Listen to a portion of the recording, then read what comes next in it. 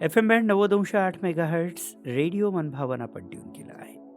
श्रोते हो, सर्दी ताप खोकल्यामुळे जळगावकर बेजार झालेले आहेत. दवाखाने हाऊसफुल आहेत. व्हायरल इन्फेक्शनचे रुग्ण वाढलेले आहेत. विषाणूचे नवीन प्रकार शक्तिशाली आहेत.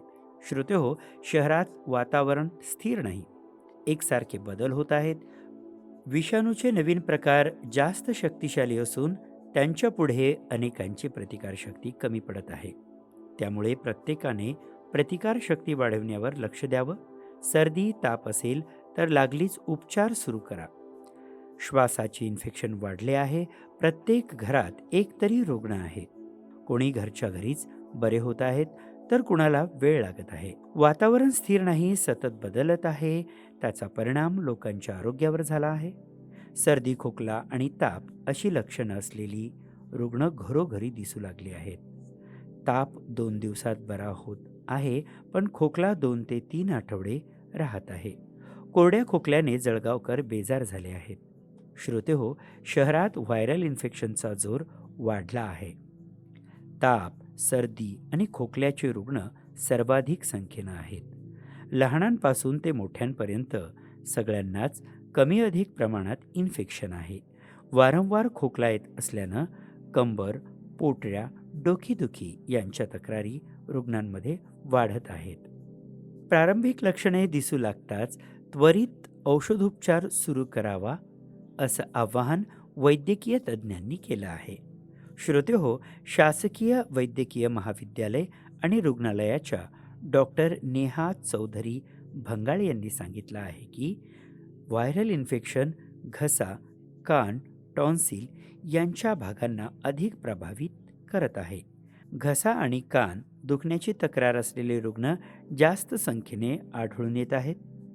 ताप 2 ते 3 दिवसात बरा होतो, मात्र खोकला 2 ते 3 आठवडे राहत आहे. शासकीय वैद्यकीय महाविद्यालय आणि रुग्णालयाच्या जनरल ओपीडीमध्ये 70 ते 75% रुग्ण हेच येत आहेत. धुलीकणांपासून बचाव करा. श्रोते हो, धुलीकणांमुळे कोरडा खोकला, घशाचे इन्फेक्शन वाढले आहे. जळगावात संमिश्र वातावरण आहे. सकाळी थंड हवेत धुलीकण जमून राहतात. दमट थंड आणि धुलीकणांनी भरलेले वातावरण किटाणूंसाठी पोषक असते. 2 आठवड्यांपेक्षा अधिक दिवस टिकणारा खोकला क्षयरोगाचा असू शकतो. त्यामुळे डॉक्टरांकडून वैद्यकीय तपासणी करून घ्यावी. धुळीपासून बचाव करा. इन्फेक्शन झाले असल्यास रात्री झोपताना मिठाच्या पाण्याने गुळण्या कराव्यात. मिठातील सोडियममुळे घशाच्या आवरणाची सूज कमी होते, असेही डॉक्टर भंगाळे यांनी सांगितलं. जनरल ओपीडीत 25% वाढ झाली आहे. श्रोते हो, शासकीय वैद्यकीय महाविद्यालयात आणि रुग्णालयात दररोज 600 ते 700 रुग्णांची ओपीडी असते.